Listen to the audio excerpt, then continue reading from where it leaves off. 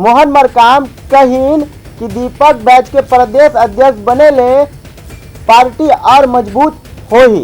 बस्तर के ऊर्जावान सांसद हमारे साथ लगातार 2 बार के विधायक भी रहे हैं और उसके बाद सांसद बने हैं। उनको एक नया दायित्व छत्तीसगढ़ प्रदेश कांग्रेस कमेटी की जिम्मेदारी दी गई है, प्रदेश अध्यक्ष बनाया गया है। मैं उनको बहुत बहुत बधाई शुभकामनाएं देता हूं। नए दायित्वों के साथ संगठन को मजबूती प्रदान करके 2023 में सरकार बनाने में बड़ी भूमिका होगी माननीय दीपक भाई जी का, इसलिए मैं बहुत बहुत बधाई शुभकामनाएं देता हूँ। और एक संगठन का कार्यकर्ता होने के नाते मैं संगठन के स्तर में हमेशा माननीय दीपक बैच के साथ कंधा से कंधा मिलाकर पार्टी की गतिविधियों में भाग लूंगा।